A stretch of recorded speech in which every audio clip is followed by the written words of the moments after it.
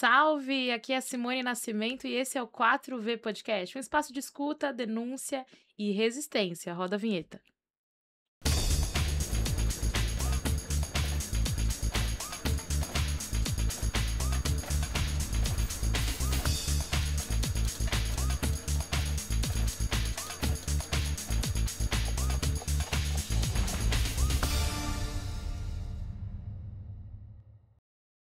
E agora nós vamos falar sobre os últimos fatos da conjuntura, hoje com foco especial na análise das nossas resistências em São Paulo. E para isso, eu convidei a Camila Lisboa, que é metroviária, e a Camila tá contando os dias para deixar a presidência do Sindicato dos Metroviários, né, Camila? Bem-vinda. Isso, Simone, prazer estar aqui, que legal, vamos conversar. Que ótimo te receber, Camila, hoje. Se você pudesse se apresentar para quem não tem a oportunidade ainda de te conhecer como eu te conheço, como que você se apresentaria?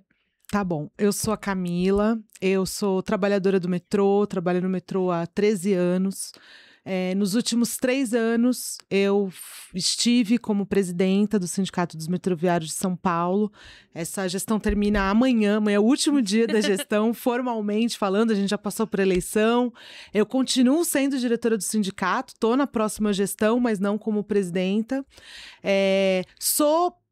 Como consequência, né, de ser uma trabalhadora do transporte público, sou ativista da luta por mobilidade urbana, é um tema que me comove, né? Também sou militante de esquerda, das causas feministas, da luta antirracista. Então, sou pesquisadora, né? Vou retomar agora o meu doutorado. Eu faço doutorado em sociologia. Ele estava trancado, mas agora eu vou retomá-lo. Eu estudo o processo de privatização do transporte sobre trilhos em São Paulo. Estudo como pesquisadora e também é uma grande causa aí da minha militância. E é isso. Olha só, gente, vocês ouviram atentamente que Camila disse que foi presidenta de um sindicato. E a gente aqui sempre gosta de ir lá no comecinho explicar para quem não entende o que é luta sindical, Camila. Então, os sindicatos, né, eles são uma articulação de trabalhadores, uma organização, uma associação coletiva de trabalhadores que lutam em defesa dos seus direitos, né? O pressuposto dos sindicatos existirem no Brasil e no mundo tem a ver com existir uma relação desigual entre quem vende a sua força de trabalho e quem compra a força de trabalho, né? Os patrões, né, no caso. Aí, obviamente, que varia de país para país o formato dos sindicatos. No caso do Brasil, historicamente, os sindicatos, eles organizam trabalhadores de uma mesma base territorial ou trabalhadores de uma mesma função, não precisa ser a mesma base territorial. Por exemplo, existem sindicatos nacionais, né, de servidores públicos, federais, por exemplo. Existem sindicatos estaduais. No nosso caso, dos metroviários de São Paulo, nós somos um sindicato que tem uma base territorial, né? A gente organiza os trabalhadores que prestam serviço no transporte sobre trilhos, né, no metrô. Então, no caso, são os trabalhadores que trabalham na linha 1, 2, 3, 4, 5, 6 e 15. E 17 também. A futura linha 17 que está chegando aí pode ser também parte do nosso assunto. E é isso, os sindicatos são uma força muito importante, muito potente no nosso país. Na década de 80 foi uma força social que conquistou muito dos direitos democráticos que a gente tem hoje, né? Passa por momentos de crise, de ataques, de muitos problemas, como parte das dificuldades de organização da classe trabalhadora. E por falar em transporte sobre trilhos, e a gente não pode deixar de associar ao caos que a gente tem enfrentado com o governo Tarcísio de Freitas aqui em São Paulo. É recorrente, todo dia a gente olha alguma denúncia de usuário ou de trabalhador das linhas do metrô ou da CPTM com o caos que tem sido a privatização. Ontem foi a linha Coral, aquele caos na linha 11, né, Camila? Como que tem sido esse enfrentamento na luta do transporte público em São Paulo? Pois é, o Tarcísio foi eleito com esse discurso, com esse projeto de sair privatizando tudo. Na época da eleição, que foi no segundo semestre de 2022, a cidade de São Paulo já estava vivendo a experiência da privatização das linhas 8 e 9, que são linhas que eram da CPTM e foram vendidas para o Grupo CCR, agora Grupo Motiva, né? Mudou o nome. E ali já estava se abrindo uma nova conjuntura sobre esse tema da privatização do transporte sobre trilhos, porque já estava tendo um caos. Assim, a empresa privada assumiu em janeiro de 22 e ao longo do ano de 22 teve muito problema. Aí quando o Tarcísio estava como candidato, ele dizia assim, olha, eu defendo privatizar, eu vou privatizar a Sabesp, eu quero privatizar as escolas, quero privatizar também trem, metrô. Aí falavam assim para ele, mas olha esse problema aí que tá tendo na linha 8 e 9. Aí ele falou assim, olha, vamos verificar os contratos, se continuar dando problema, eu posso até rever contrato. Continuou dando problema, mas ele ficou firme em qual compromisso? De privatização do transporte público, privatização do transporte sobre trilhos e outras também, né, da Sabesp, das escolas e tudo mais. O problema da privatização, Simone, é que assim, a privatização ela não é só a venda da linha, vendeu, privatizou, bum, acabou. Não, é porque antes disso existe o sucateamento do serviço público. E, na verdade, os passageiros ontem que sofreram na linha 11 Coral, e foi muita gente, porque é uma linha que transporta o pessoal para a Zona Leste, que é a região mais populosa da região metropolitana de São Paulo, né? Cidades, Zona Leste de São Paulo e outras cidades, né? Mogi, todas ali que segue a linha 11 Coral, na verdade, o que aconteceu ali é resultado dessa política de sucateamento, né? Não tem investimento, não tem contratação de novos funcionários, não tem renovação dos equipamentos. Vai dar problema, não tem muito segredo isso. E é isso que o povo tá vivendo em São Paulo. A privatização só foi vitoriosa para quem recebeu ali a oferta do leilão, né? Para o governador e para as empresas que privatizaram as linhas. Porque para quem tá trabalhando, como vocês, na ponta, enquanto metroviários, trabalhadores da CPTM, estão sofrendo, inclusive, com a perseguição, o desemprego, com a baixa dos salários. Para quem é usuário, então, é esse caos todo dia na televisão. Então, esse projeto aí, que o Tarcísio disse que ia rever se desse errado, deu errado, tá dando errado todo dia. Ele não vai rever porque ele é um privatista. Porque esse é o projeto do Tarcísio de Freitas. E a gente só vai conseguir impedir que esse projeto continue tirando esse governador do governo do estado de São Paulo, né? E por falar nele, ele tem tido uma atuação também, né, Camila? Não apenas na privatização do nosso metrô, da nossa água, mas também se projetando enquanto uma figura da extrema-direita no Brasil. Além de comandar a operação, né, Escudo e Verão no litoral de São Paulo, ele participou online daquela reunião do consórcio da paz, né, que de paz não tem nada, tem chamado de consórcio da morte, para apoiar o Cláudio Castro. Eu não posso deixar de comentar sobre essa chacina essa semana. Então, como que você vê que esse projeto da segurança pública que mata tem se articulado no Brasil através da gestão do Tarcísio e outras gestões como a do Cláudio Castro? O Tarcísio, ele faz questão, ele luta por esse posto de representante da extrema-direita, né? Ele luta por ocupar o espaço que o Bolsonaro não vai poder ocupar como candidato no ano que vem. Então, ele faz essa luta e para ocupar esse espaço, para segurar essa base, não que ele é muito identificado com esse programa, né? Mas ele também faz isso para segurar essa base bolsonarista nele, né? Pro voto que iria pro Bolsonaro migrar tranquilamente para ele. E o tema da segurança pública é um tema central para isso, né? Que a extrema-direita escolheu para ser um assunto seu. Eu acho que nós da esquerda, tem que transformar num assunto nosso, porque nos importa, segurança pública nos importa muito, porque quem morre são os pretos, pobres, né? Quem chora são as mães das periferias, das favelas e tal. Então a gente tem que transformar num tema nosso para tentar popularizar o nosso projeto, né? E o que o Tarcísio faz é uma demagogia, né? Teve até um meme, né, que se divulgou. Vamos falar disso, assim, pra gente associar. Quando teve a crise do metanol, O Tarcísio tratou de falar assim, não tem nada a ver com o PCC, o que vocês estão falando aí do PCC, lembra? Aí depois fizeram um meme da Odete Roitman, né, que quem matou Odete Roitman é o Tarcísio, não foi o PCC, né, ele, assim, todo querendo preservar o PCC. Eu tô dizendo isso porque eu acho que é uma hipocrisia a extrema-direita que tem relação com milícia, tanto no Rio de Janeiro quanto em São Paulo, quanto muito provavelmente em outros estados, eles falarem que eles são os paladinos da luta em defesa da segurança pública. E defensores da paz, né? Não, defensores da paz é mais hipócrita ainda. Eu acho tão hipócrita quanto o Cláudio Castro ser aplaudido numa igreja católica. Né, lembrar que Cristo foi crucificado, né, e era considerado um bandido e que os direitos humanos passam muito longe desses valores nesse sentido, né?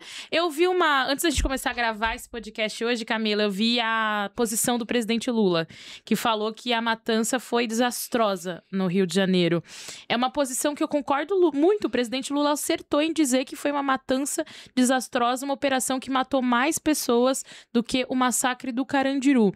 E nas 2 últimas 6 chacinas na história do Brasil, desde 1985, 5 aconteceram depois de 2021. Então, significa que a gente tem um avanço desse projeto da extrema-direita ligado à matança e essas operações. E é um projeto mesmo, um projeto que eles estão executando em vários níveis. Existe agora, por exemplo, a proposta do DERIT ir lá para o Congresso Nacional se licenciar do governo Tarcísio aqui em São Paulo para tentar tramitar um projeto de lei que chama as organizações criminosas em territórios favelados e periféricos de organizações terroristas, para entregar para o controle externo, né, driblar a nossa soberania e dar nas mãos dos Estados Unidos e do Trump, por exemplo, a possibilidade de atacar e fazer territórios do Brasil, territórios de guerra, de chacina, de morte. O Cláudio Castro enviou um documento para o Trump falando sobre a operação, mas não avisou o governo Lula, não avisou a Polícia Federal. E a gente sabe que ele tem um projeto, que é um projeto de deixar os nossos territórios de sangue, de morte, de carnificina. Então nós temos que combater esse projeto. Quando você fala que tem que ser uma pauta da esquerda, segurança pública, é muito verdade. E tem que começar por todos os lugares onde a esquerda opera governos no país não ter chacina, não ter morte. Porque hoje nós temos polícias que matam no estado da Bahia, do Rio de Janeiro, de São Paulo. Então começa com a gente tendo operações inteligentes que vão aonde o crime organizado está. Então a gente não pode esquecer que o lugar onde se apreendeu mais fuzil foi na casa do vizinho do Bolsonaro. Que o primo do Nicolas Ferreira está envolvido com crime organizado, lá em Minas Gerais, né? Que o Tarcísio de Freitas foi defender o PCC antes mesmo de apresentar como ia ter um plano para combater a falsificação com metanol das bebidas. Então, a gente precisa fazer operações inteligentes e entender que as nossas comunidades, muitas vezes, elas estão isoladas, né? De políticas públicas, de acesso a direito. E como é que chega o contrabando da droga na favela? Como chega o fuzil?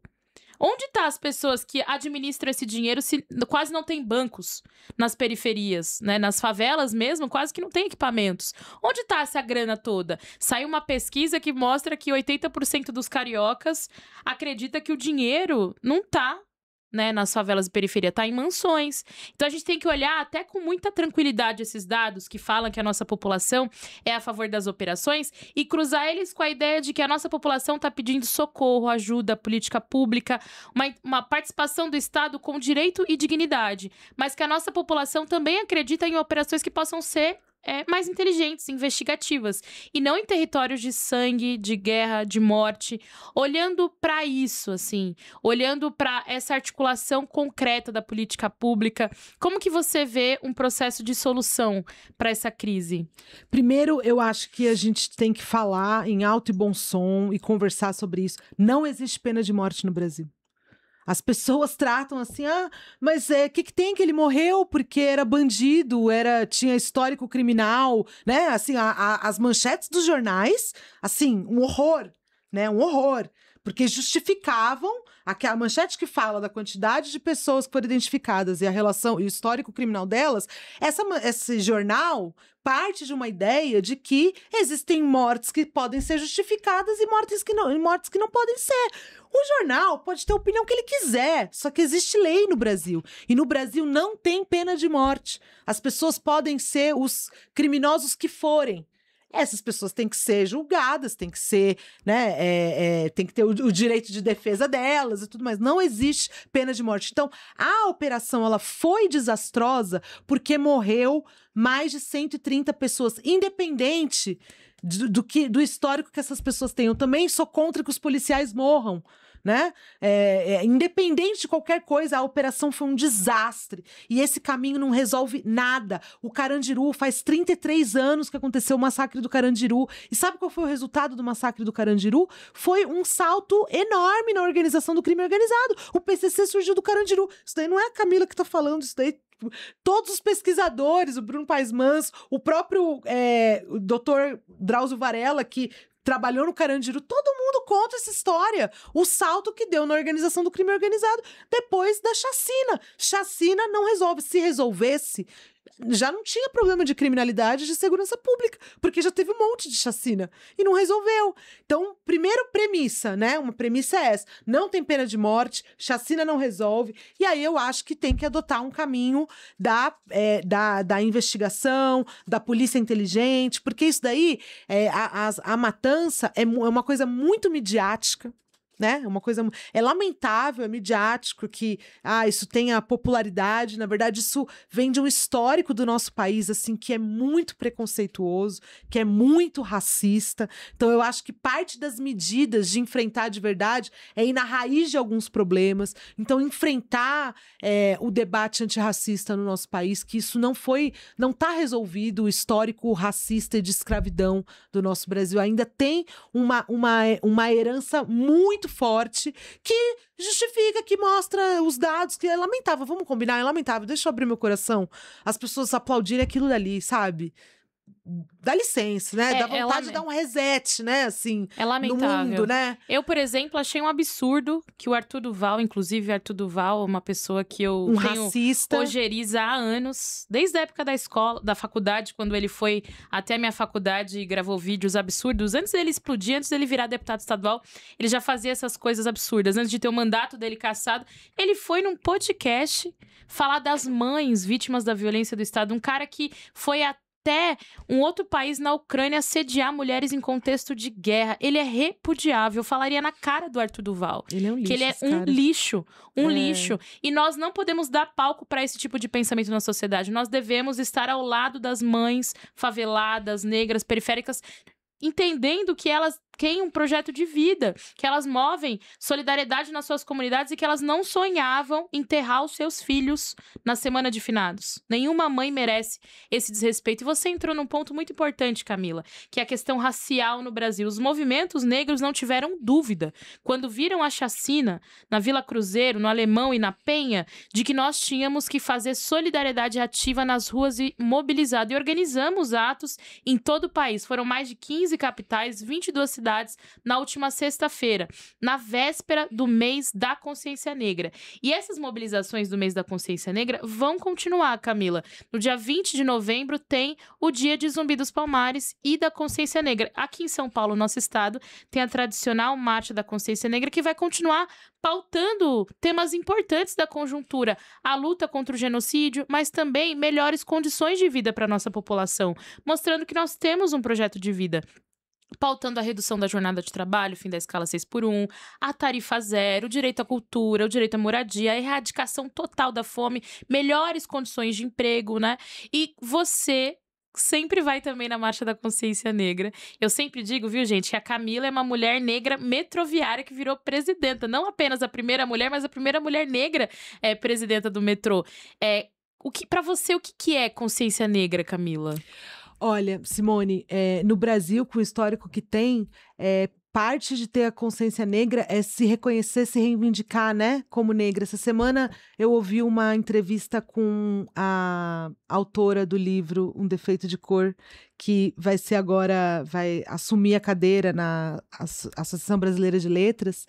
E ela disse uma coisa que eu me identifiquei muito, né? Ela falou assim que tem ambientes que ela passava até como branca e lugares que ela era branca demais e lugares que ela era negra demais. Porque parte do histórico da nossa população é isso. Eu digo porque eu vivi essas situações, eu sou filha de pai negro e mãe branca, então me senti já em ambientes negra demais, dependendo dos ambientes, né? Mas também, por exemplo, universidade pública, na época que eu entrei, eu era negra demais para estar onde eu estava, eu estudei na Unicamp, isso faz mais de 20 anos, foi bem antes de cota racial e tal, então é um exemplo disso. E tinha lugares que eu me sentia branca demais, né? Dependendo, assim, dos ambientes e tal. Então, parte da luta pela consciência negra no nosso país é a gente reconhecer, assumir essa identidade, lutar por ela, né? Porque a gente... Isso não é só uma questão individual, não tem a ver só com comportamento individual, né? Tem a ver com a gente se reconhecer parte de uma população que, assim... pega muitos resquícios, muitas consequências de um país marcado, de um país povoado pela população negra e um país marcado por relações de trabalho, relações sociais, todo tipo de relação marcado pelo sequestro, né, da população negra, né? Então, ter consciência negra é reivindicar a luta por reparação no seu mais profundo sentido, né? Então, assim, a gente se revoltar e se indignar com o que aconteceu no Complexo do Alemão é parte disso, de ter consciência negra. A gente lutar pelo fim da escala 6x1, que é uma escala da escravização, né? A gente lutar pela revogação da reforma trabalhista, a gente lutar por direitos sociais, por direitos democráticos, levar a ferro e fogo a consciência negra, né? Então, é um mês muito importante, né? Eu assisti recentemente o filme da Revolta dos Malês, né? E para mim, assistir esse filme foi um reforço do que é a consciência negra. Acho que a consciência negra é ter essa compreensão de que as coisas que a gente vive individualmente através da discriminação racial, o racismo que a gente sofre, é fruto de um projeto coletivo que escravizou pessoas negras, né? Que arrancou pessoas de África de maneira forçada, que foram colocadas à servidão por mais de 3 séculos no Brasil, que teve muita luta e resistência a partir da ideia de que a gente compreendeu que a gente vivia problemas comuns através dessa servidão, desse racismo, dessa exploração, e que junto a gente se reconhece enquanto um povo que se organiza pela verdadeira liberdade. A compreensão de que a gente vive um processo coletivo é a maior ferramenta da consciência negra. Porque aí você fala, não, eu não vivo isso porque eu sou inferior, eu não vivo isso porque eu sou incapaz, eu vivo isso porque eu tive menos oportunidade, eu vivo isso porque existe um problema coletivo e estrutural no Brasil, que é a discriminação racial, estrutural e estruturante no nosso país até hoje. Eu sempre costumo, no mês da consciência negra, lembrar e agradecer um professor que eu tive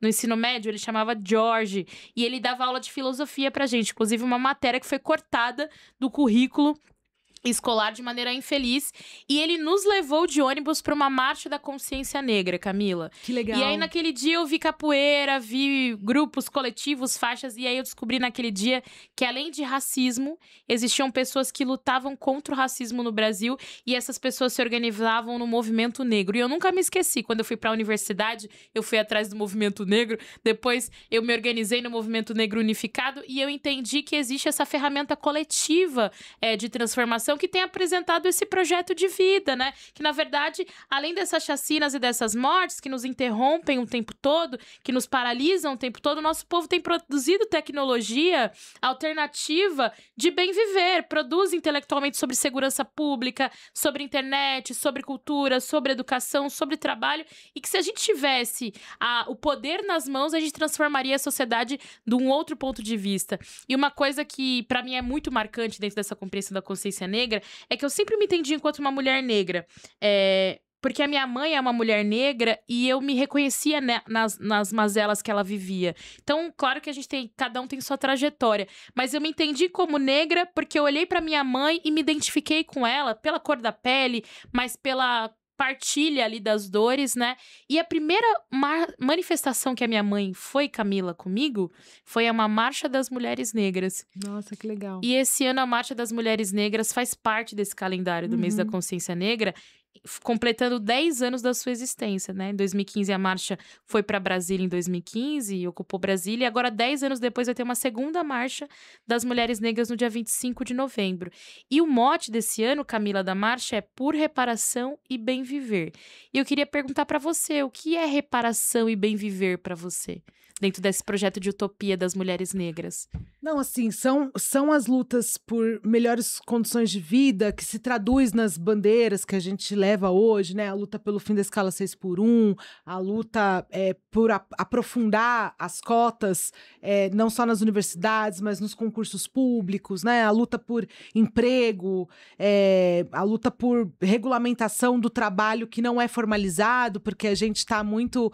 As mulheres negras ocupam muito esses postos de trabalho chamados informais, né, que não são regidos pelo contrato de trabalho tradicional. É uma série de questões que envolvem isso também, mas também é uma luta para a gente mostrar, para a gente lutar contra a nossa descredibilização, né, Simone? Eu acho que, na verdade, uma coisa que aconteceu na história do povo negro, e particularmente na história das mulheres negras, por causa da triste combinação entre machismo e racismo, é um descrédito, né, da nossa força, da nossa capacidade. Você não se identifica com isso? Quantas vezes você teve que se provar? Muitas. Ou quantas vezes você surpreendeu? Porque, na verdade, o critério vai lá embaixo, né? As pessoas nos olham, né? Olham as nossas características, que, na verdade, não é sobre a Camila ou não é sobre a Simone, mas porque nós carregamos características que, historicamente, são associadas à fraqueza, são associadas a descrédito mesmo, né? De que não sabe, de que não tem capacidade, né? Eu tava falando agora, lembrei do nome da Ana Maria Gonçalves, que foi a que fez o livro. É a primeira vez que tem uma mulher negra na Academia Brasileira de Letras, assim, sabe? Isso daí é uma prova desse descrédito. É uma prova desse descrédito, né? É óbvio que ela não é a primeira autora da história do Brasil, né? Mas porque isso está acontecendo só em 2025, sabe? Então é só um Sim. exemplo, né? Eu tenho orgulho de dizer que eu fui a primeira mulher presidenta dos sindicatos metroviários, não tenho problema com isso, mas assim... Né? Isso também é uma demonstração desse descrédito, né? De como a sociedade vê incapacidade em nós. Ou, na verdade, nos vê como capazes para fazer determinadas coisas, né? E não determinadas coisas associadas à servidão, associadas à escravidão, associadas a determinados tipos de serviços. Então, a nossa luta lutar pelo nosso bem viver é mostrar que nós temos capacidade de ser deputada estadual, como a Simone é parte da bancada feminista, nós temos capacidade de ser dirigente das entidades sindicais, dos movimentos sociais, nós temos capacidade de ser grandes autoras, grandes pesquisadoras. Com né? certeza. Eu gosto muito de uma frase que sempre aparece nas redes sociais, aí no feed das pessoas, não sei se já apareceu pra você, que é: não importa ser a primeira, mas as portas que você abre. Nós, mulheres negras, não queremos mais ser as primeiras, a primeira. O Brasil tem uma maioria de mulheres negras. A gente tem mais de 4 séculos nesse país, né? 500 e poucos anos, quase 4 de escravização. As mulheres negras são a engrenagem do dia a dia das principais profissões de manutenção da sociedade. São as maiores manutentoras dos núcleos familiares, muitas vezes monoparentais. Nós queremos poder mostrar as nossas máximas potencialidades, né? A gente faz o pouco em abundância, como diz a Juliana Gonçalves da Marcha das Mulheres Negras, outra frase que eu gosto bastante também. Eu acho que esse bem viver, que a Marcha das Mulheres Negras trouxe na sua primeira edição, ele colocou a ideia de que a gente tinha um sonho de futuro, de vida. E o que eu vi nesses últimos 10 anos, Camila, desde a primeira marcha, é que nós tivemos as primeiras, as segundas, as terceiras vereadoras, deputadas, que a gente abriu caminho para eleger a primeira presidenta negra da UNE, a primeira presidenta negra dos metroviários. E eu acho que a Marcha das Mulheres Negras, no dia 25 de novembro, aconteça o que acontecer nos próximos 10 anos, vai se nutrir para ser uma ferramenta útil de novo de organização das mulheres negras brasileiras em defesa da vida, para a gente poder entender que a gente tem sim um projeto de futuro. E a reparação é um processo necessário de reivindicação, porque é muita desigualdade nesse país. Então, vejam, eles tentam vir com a chacina para o nosso território, com a morte, mas a gente não balance, nós temos que sim ir para cima nesse final de ano, aprovar a redução da jornada de trabalho, fim da escala 6x1, a PEC da reparação, sim, porque imagina, 20 bilhões num fundo de reparação histórica por 20 anos é o mínimo, podendo processar também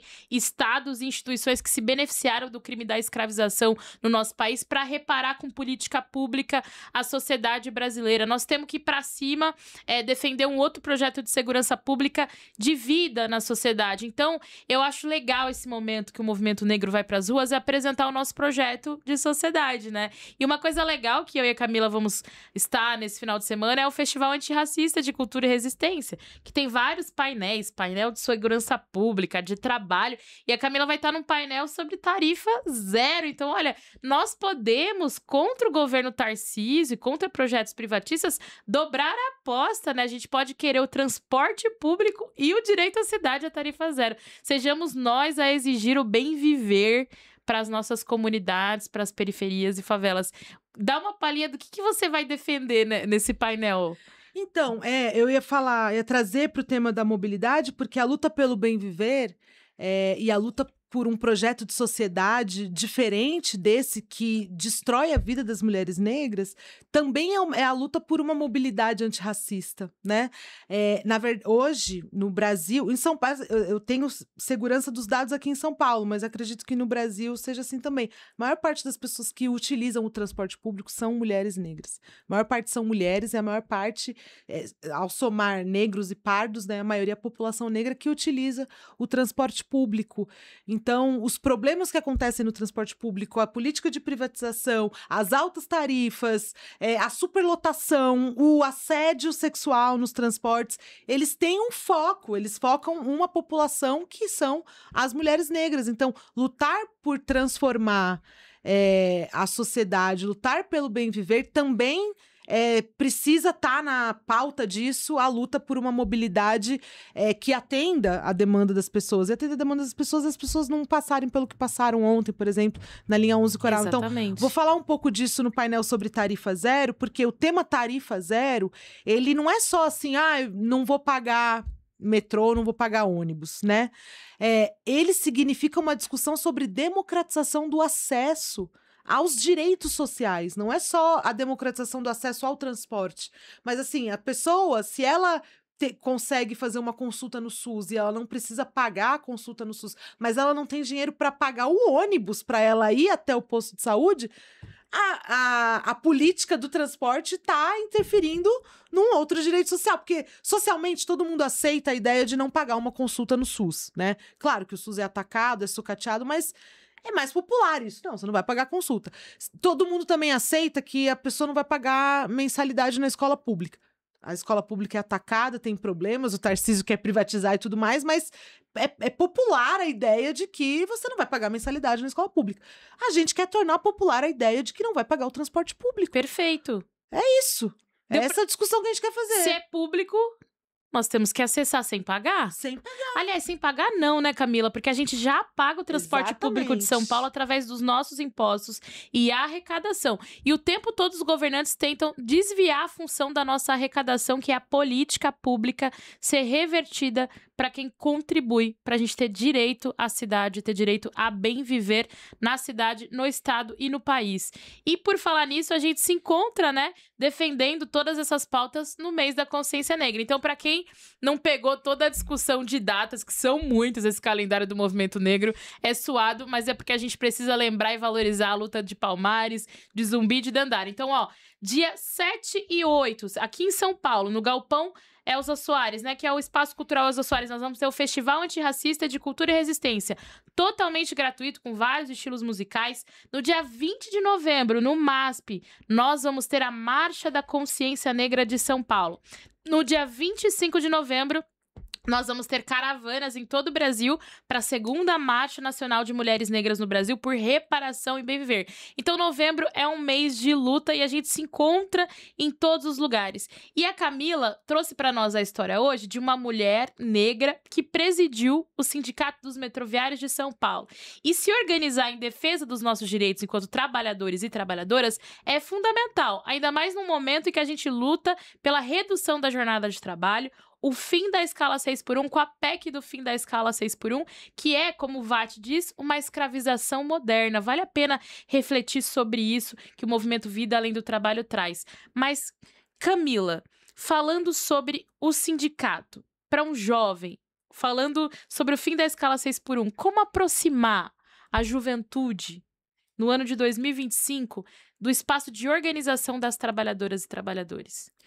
Olha, eu acho que um canal importante que existe hoje, né, já há muitos anos, é a internet, né, esse espaço das redes, esse espaço que a gente pode conversar, pode refletir sobre isso, tem muitas alternativas sobre isso. É difícil a disputa, porque de fato é um terreno que, na minha humilde opinião, né, tem muitos pesquisadores sobre isso, eu acho que na sua natureza nasceu para desenvolver as forças da extrema-direita, mas nós podemos utilizar e ocupar, né? Então, um canal para a gente se conversar é a internet. Agora, é importante dizer, para quem acompanha a internet, para quem acompanha bastante canal que fala sobre marxismo, sobre luta política, sobre luta antirracista e tal, que não basta ficar na internet. Na internet é muito importante, mas a gente precisa ocupar as ruas, a gente precisa se encontrar, né? A luta, a organização sindical, a organização por local de trabalho, ela já é uma coisa mais que se tornou mais difícil, porque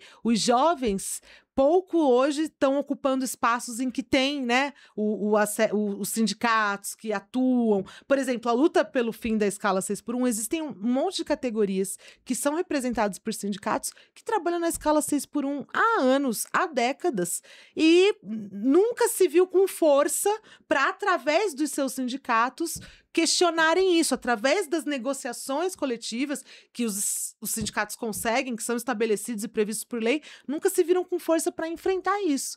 Aconteceu que um jovem, o Rick, maravilhoso, fez um depoimento super emocionado no TikTok e isso comoveu milhões de pessoas. Então, acho que a gente tem que juntar essas experiências, porque o movimento sindical tem muita experiência de organização, de greve, de enfrentamento. A gente precisa aproveitar disso, né? Assim, as pessoas mais jovens precisam ouvir essas histórias, né? Mas, ao mesmo tempo, as pessoas mais antigas que tiveram contato com essa forma mais tradicional de organização precisam ouvir o Rick, precisam ouvir o pessoal do VAT, né? A gente precisa militar junto, fazer conversa, fazer reunião junto, fazer grupo de estudo, fazer grupo de pesquisa, fazer bate-papos, participar de festivais como é o caso do Festival Antirracista. É uma grande oportunidade, né, de pessoas novas terem contato com figuras que têm uma larga experiência na luta. Vamos homenagear a Alice Brandão, maravilhosa.